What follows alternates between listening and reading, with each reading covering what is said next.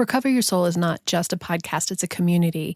And after working with hundreds of people, both as a spiritual coach and in retreats, it's become very clear that when we work together, when we do this work in community, in connection, amazing, profound shifts happen. And so I'm excited to introduce Recover Your Soul Circles. These group coaching opportunities allow you to meet with others who are in similar circumstances to you. Maybe you're a parent of an adult child. Maybe you have a spouse or family member who's dealing with addiction or other issues. Maybe you are an alumni. Maybe you came to a retreat and did work with me and you want to integrate this work in a more profound way with others. I hope you'll visit the website recoveryoursoul.net and become one of our new Soul Circle members.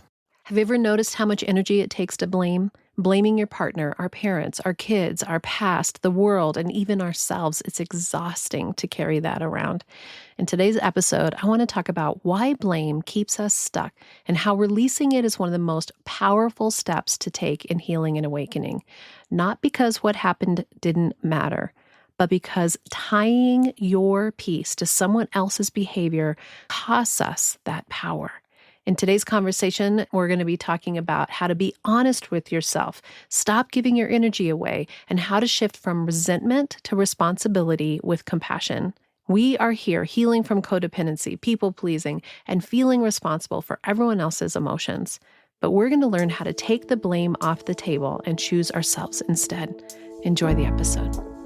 Welcome to the Recover Your Soul podcast and community, a spiritual path to a happy and healthy life. My name is Reverend Rachel Harrison. I started Recover Your Soul after having profound changes in my life from my recovery of alcoholism, codependency, people-pleasing, and control addiction. I was guided to share the tools and principles of spirituality and the Recover Your Soul process to help others transform their lives as mine was transformed. For us to overcome external circumstances, we need to turn the attention to ourselves, focusing on our inner change and healing. Positive results in our lives will follow.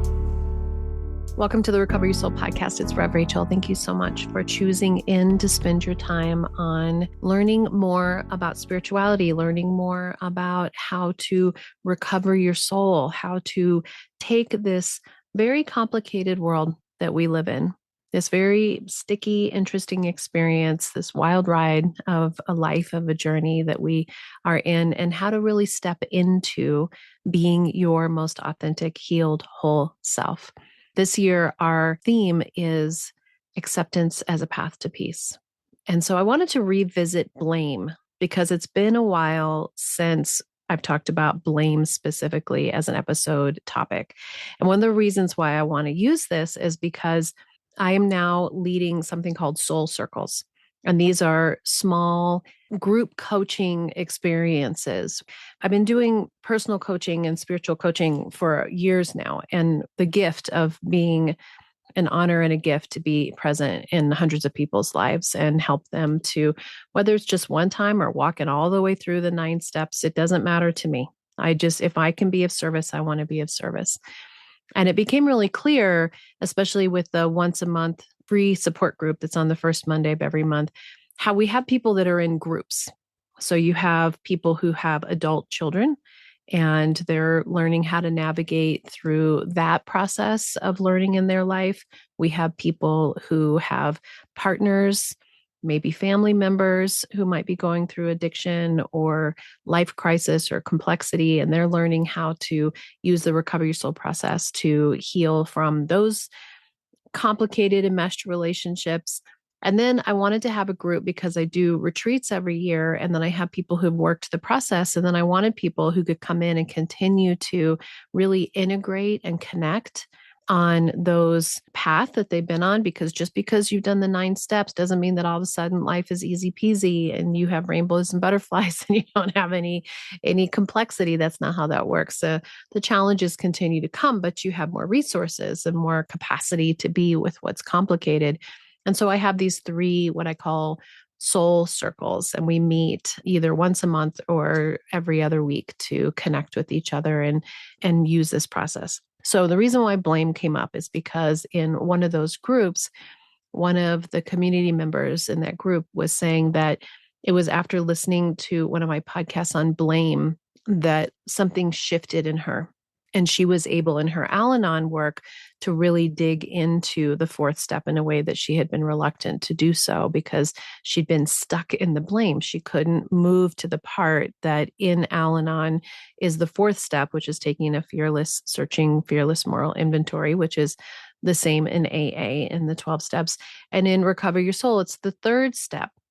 It's looking at what are your beliefs, patterns, and stories. What is this reoccurring subconscious system that's underneath that can keep us hooked in repetitive and unhealthy behaviors that we don't align with anymore? They don't work for us anymore. I often say that it's really our 4-year-old's operating system that we're living from. And when you recognize that you're living from a 4-year-old's operating system, and then you start realizing, like, oh, this is why I'm bumping up against people. It only makes sense. You can give yourself more compassion for the fact that when we're in fight or flight, or when we're in this highly protective mechanism around ourselves, it can be really hard to get close to people, to let people in. And it is about personal responsibility. It's about being rigorously honest with yourself. My son Bodhi's in town, and we went to an AA meeting together the other night. And it's been a long time actually since I've been to either an AA or Al-Anon meeting. I needed those meetings. I've said this before. I needed those meetings desperately when I first got sober and when I first started realizing the amount of codependency I had. Those rooms were invaluable to me and saved my life. And the community that was offered to me in those experiences, where you can just go in and people get you. You're not crazy. There's nothing wrong with you. You can talk fully and openly about everything that's happening in your life and how painful and difficult it is. And those experiences changed me forever and were such a huge part of my healing process. And I think that it's important that everybody's on their own journey and does what's right for them, because I think there are people who've been in the rooms for, 20, 30, 40, 50 years. And if that continues to be their resource, I think you should go to where your resources are. I don't think there's anything that's one that's better than the other. What I love, love, love about all this opportunity that we have now with all the people that are sharing different modalities is there's more choice. There's more choice. There didn't used to be that much choice. If you want to get sober, you went to an AA room. If you loved someone who was an addict, you went to an Al-Anon room. So now that there's more choice, it's really about us aligning and connecting with what really lights us up. What are the words? What's the languaging? What's the energy around it that really fills us up? Anyway, going back to the AA meeting. So we're in this AA meeting and they were reading step 1 from the 12 and 12. I remembered how powerful those words for me, and rigorous honesty is such a big piece. In AA, it talks about how you can heal from addiction if you are willing to be rigorously honest. And I think that that is a incredibly powerful statement in healing altogether. You have to be willing to be rigorously honest about yourself, which is why I think blame is such a powerful topic. Because when we're in our most wounded space, when we're in the place where, man, I've been there, where you're in your marriage and it's painful or difficult, or you're in a situation, a work environment that does not feel good or feel healthy, where you're in a relationship where somebody's toxic and you feel trapped in a relationship, whether it's a romantic relationship or a friendship relationship, there's a lot of very real, complex situations that are happening. But we can get caught up in blaming them and continuing to wrap around in our mind. And this is the piece where step 2 in Recover Your Soul, admitting that you're powerless over every single thing outside of yourself, and that the only control that you have is within yourself, and your peace and your well-being lies within you to take rigorous honesty and responsibility for yourself instead of thinking that you can control the world around you. But this piece of blame is that we aren't looking at ourselves in general. We're looking at everybody else and everybody else's situations, which might be a mess. And they might be doing things that are unhealthy, and they might be saying things that don't feel good. It isn't about dismissing that those things are happening. It's about actually saying, if your full attention is on blaming them, on having grievance of them, of having judgment of them, you're giving your power away. You're giving your power away and saying, I need you to be a certain way for me to be a certain way. And we're blaming them for how we feel. I know I've told so many of these stories over and over, but I only have this one life to share with you this time around. And I think about those years with Rich and I, and we used to go to couples counseling. And I think that sometimes couples counseling can be a place where at least there's a mediator to hear both sides. But for me, it just felt like I never could get him to understand how upset I was and how hurt I was and how lonely I was and how um, abandoned I felt. But I didn't know at that time how to use the words that were from I statements. I only know how to use the words that were attacking statements. And attack is interesting because in the Course in Miracles, it talks about how attack is not big energy. It isn't the huge raging fight. It is, but it's more subtle than that.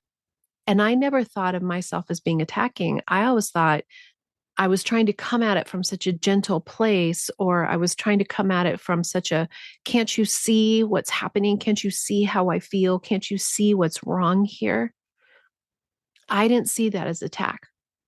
And it wasn't until I really started studying the Course in Miracles and I had this opportunity to have rigorous self-honesty and to see that every time I went into one of those couples counseling sessions and I was trying to get Rich to see my pain and how he was instigating that pain to me, that it was his fault, that he was to blame for my pain.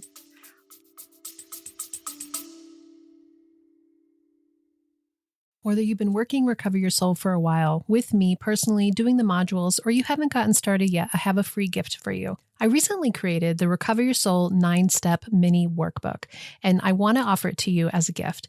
Go to recoveryoursoul.net, click the About Recover Your Soul tab, and put in your email and receive a PDF immediately that's going to help you to begin to understand the steps that will indeed offer you a path to a happy and healthy life, healed and awakened. Together, we can do the work that will recover your soul. And I wasn't taking responsibility for my operating system underneath that had the big buttons that he was pushing, that had my own self-worth issues, that had my own hating to get in trouble, my own 4-year-old operating system underneath, that I picked him as a spiritual partner to mirror for me these experiences so that I could learn more about myself. I didn't understand that at the time. I had this vision of what a beautiful, perfect marriage and family was going to look like, and it didn't look like that. One of the things that I think is so interesting about really deepening into our spiritual practice is, and this is another really powerful thing in the spiritual world that's talked about, is don't blame yourself either. This isn't about finding fault. This is about opening with curiosity about understanding more of what's going on inside, where the patterns are set up, where they might be set up ancestrally, where they might be set up that as families, this is the definition of what love is. This is how this works. This is what we do here. This is what we say. And we've just been following suit for all these years. And, we've been gaining momentum. We've been having awakenings. We've been understanding more. But it wasn't that long ago. I mean, I continue just to be mind boggled when I watch shows and it's like the 1880s or the 1920s, and you think that was forever ago. It's not that long ago. I mean, there's people who are 100 years old. One of my best friends is in New Mexico right now celebrating her mom's 90th birthday, right? We know people who are 90 years old. That wasn't that long ago. And so you think about how our systems were in terms of who you could talk to and what we said and how little really power we had in our own lives. We were giving our power away as a standard practice for eons, especially women. And so when you look at how far we've come in such a short period of time, you can see that these operating systems that are not just your own personal operating system, but have been the collective's agreement with each other. This is the Four Agreements by Don Miguel Ruiz. Is one of the most impactful tiny little books that you'll ever read. And he talks about how we're domesticated. We're domesticated. We're trained. We're taught. And now we're being given an opportunity to step outside of that domestication and to be able to look around on a larger scale. And it used to say like in the church, you couldn't have a conversation with God. The priest had the conversation with God. You had to have the relationship with the priest, and the priest had the conversation with God. And that's all going away. Only the mystics could talk through the Akashic records. Only the mystics could see. That's all gone. There is a truth that's coming out right now in the Great Awakening and in this incredible shift that's happening that is, in the super woo, which is a place where I am, where I listen to and watch and read all this stuff that's pretty far out there. You don't have to go that far if you don't want to go that far. And if you're interested in going that far, go. It's pretty amazing. It's pretty interesting. But what it's offering is it's saying that the guardrails are off, that this protection somehow around who had access or what we thought we had access to is gone. And the truth is that each one of us, if we're willing to take blame out of our lives and quit looking at everyone and everything else, including politics, including what's happening around the world, including what's happening in your family, including what's happening in your marriage and with your kids, and saying, I need all of this to be okay for me to be okay. Because your soul is eternal. Your soul came here on purpose to have this wild ride of an experience in this body as you this time. And this lifetime is incredibly important for you and for the collective. And so if you spend a lifetime in resentment and in blame and putting your finger, if you would just, you can't get well. Same thing in addiction. When you listen to the principles in AA and Al-Anon, you might think that it's about alcohol or addictive substances or codependency, and it's not. It's actually talking about what's under the iceberg, under the ocean, that little teeny top that's poking out of the top of the water is what we've spent all of this energy around, which is behaviors that you can see on the outside. And I think of this yesterday, Bodhi and I recorded a whole podcast for an hour and the microphone was muted. So we'll have to do another one. But one of the things that we talked about was if I spend all my energy worrying about him as an addict and his usage and my other sons, right? And all I'm talking about or thinking about is what they're using. I'm missing the whole part underneath, which is who are you as a soul? Who are you as a human being? What are the healings that you're here to have? What are the awarenesses? What is the growth opportunity for you? How is this suffering that you're experiencing part of what you need to be doing going forward? And that's the place that I'm much more interested in connecting with them around. Would I love for them to not use? Of course I would. Do I want them to do it sooner than I did? Absolutely, I do.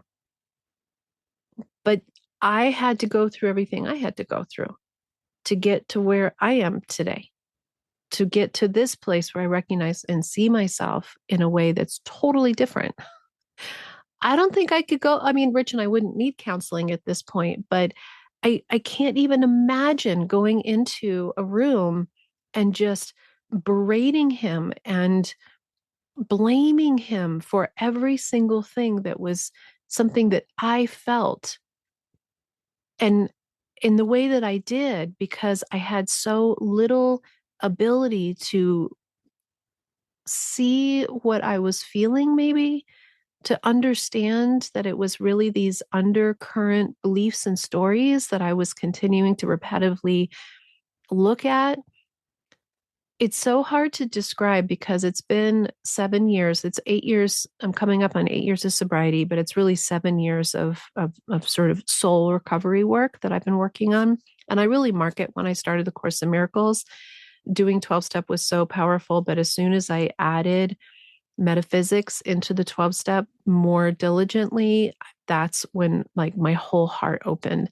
And the release of blame and attack was a huge piece of it because I wasn't being honest that I was blaming or I was attacking. I thought I was helping. I thought I was pointing out important things to fix. I thought I was being a good solver of problems. And I saw some problems.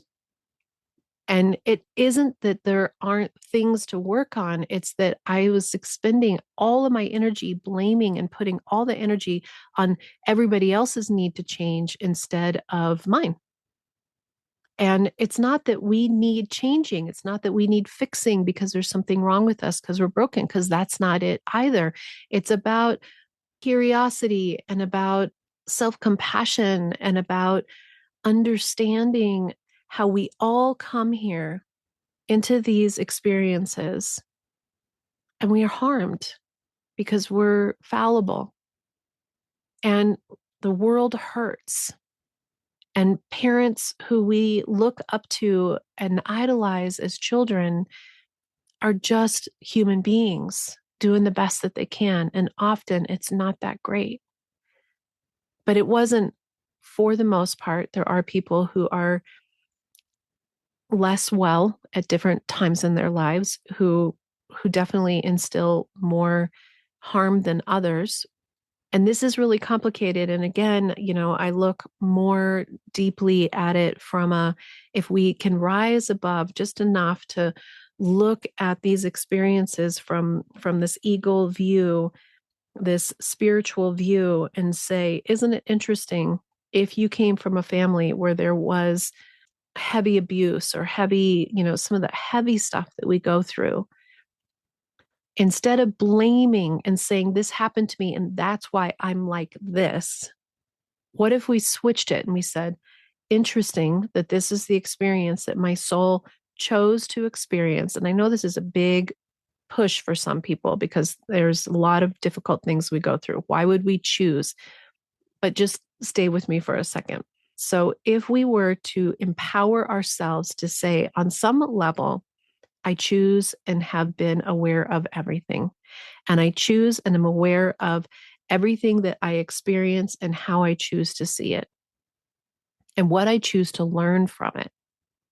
When I look at the situations in my life that I went through and going into those rooms, one of the things that, it's kind of interesting, it's kind of hard for me to even remember what I was so mad at. Rich was hard on the boys. He had an intensity that he didn't see.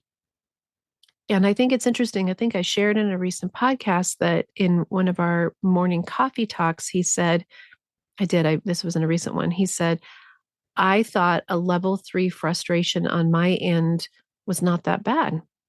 And you guys saw a level 7 anger. And I mentioned that to Bodhi the other day, and he said, yeah, definitely. That's how we experienced it. Because he had come from his own upbringing where for him, that was a level 3 frustration, which is the example of how when we're constantly relating to the past and creating blame for instead of curiosity for now, we lose the ability to have that higher vision to recognize that at every moment you get to decide how it is going to feel for you. And that is including and important to feel the feelings that you feel. So the sadness and the abandonment and the fear that I felt, very real feelings. Rich was never like physically violent, and I don't think he ever actually intended to be as intense as we felt, if I can look at it now from an entirely different perspective. And maybe If I was me now and I went back and I inserted myself into that life, it wouldn't be at all how I experienced it then, because now I have an entirely different frame of mind. And wouldn't that be interesting to really look at places where we've blamed, where we have this high expectation of what our parents were supposed to be like? We have this high expectation of what our spouses are supposed to be like. And the more that I turn the attention to myself using the Recover Your Soul process of rigorous honesty and curiosity, not in judgment, and like without judgment, of just like, what is that about? How does that feel? Why is that hitting so hard?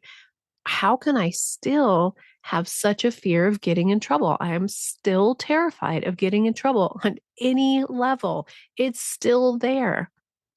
That 4-year-old had that experience of getting in trouble from her parents, and she still doesn't like to get in trouble.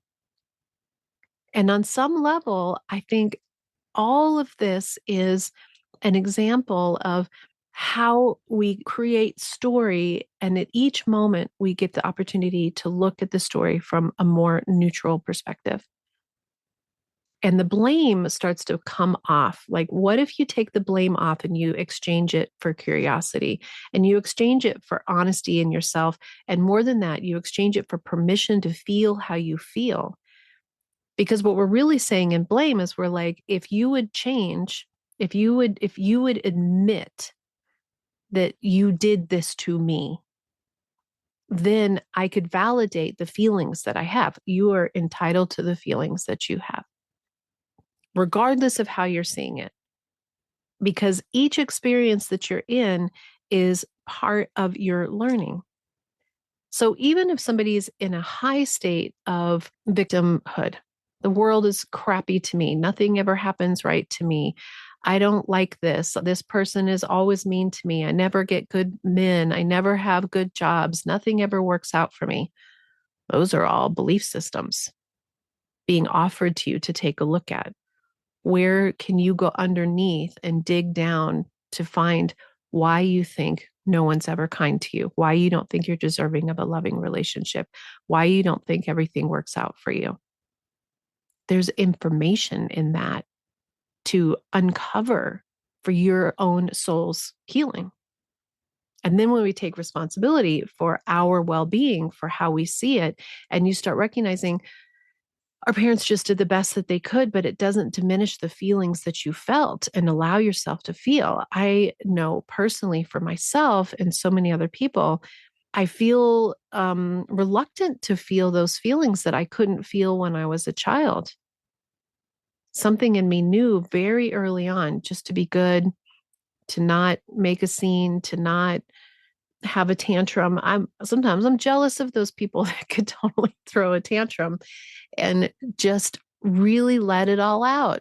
I have visions of myself, even as an adult, like wishing I just could go outside and stomp my feet and scream and yell. And maybe I should. Maybe I should give myself permission to go out and really feel those feelings. The minister that used to give Rich and I coaching, he had a bat in his office. And if people were really feeling agitated, he encouraged them to beat the crap out of the sofa. It's not bad to let the feelings out in a healthy way, especially when you're just feeling the feelings and you're not blaming. The energy that we spend on blaming somebody else and making it somebody else's fault is just judgment. And judgment is an attempt to protect ourselves and to validate how we feel.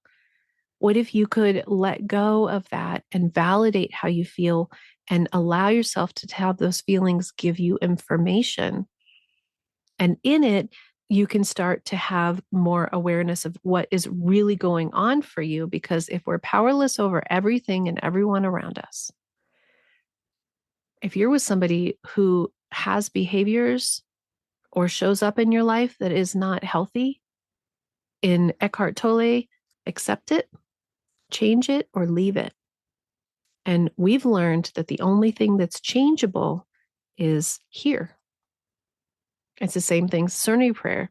God grant me the serenity to accept the things I cannot change, everything else, to change the things I can, me, and the wisdom to know the difference. I swear to you, the first time that I heard that prayer, that is not how I heard it. I heard it. God grant me the serenity to accept the things I cannot change. Okay, can't change some things. The courage to change the things I can. I'm putting my bootstraps on so I can go and blame and change them. I swear to you, I heard that the first time. When I understood what they were really saying, I remember like, oh my God, I am so wanting to blame and change everything around me so that I can be okay. And the wisdom to know the difference, the internal wisdom to give yourself grace and recognize that if you're blaming, you're giving your power away. Instead of blaming, feel. Instead of blaming, have curiosity. Instead of blaming, look more deeply at what are those trigger points? What are those pain points? What are those beliefs and stories? What is actually happening underneath? Because all of those things have validity and are important to process and to understand and to learn from. That's why you're here. And then you are empowered to realize nobody makes you feel anything. And as you heal those beliefs, patterns, and stories, and that 4-year-old operating system, and that's what the recovery steps are, right? Eventually you get to the step where you're releasing what no longer serves you and you're updating your operating system so that, for the most part, a 56-year-old woman's operating system is in my body. Sometimes when I'm in pain or sometimes when something hurts a lot, I can watch myself fall down into those pain points. And instead of blaming even myself, you look more deeply at what is this showing me? How can I go in even more? How can I open even more to this understanding? Because the more work you do in this experience, in this body, in this soul's journey, the more you benefit your soul down the road, and the more you benefit the collective of all of us in our higher consciousness together as one anyway. So doing this work here, and I also like to just remind us that if you're having a lifetime that is filled with challenge, you're doing graduate level work. Instead of blaming and saying, why can't it be different? What if you looked at it and said, I've got some deep work to do and I get to do it. That's step one in Recover Your Soul, ready for awakening. This is about me. I'm going to take responsibility for my own life. I'm going to make a decision to heal and awaken myself. I am going to make a decision to follow a spiritual path. I am going to make a decision to be happy and healthy. And nobody else is at fault for us not making that decision for ourselves.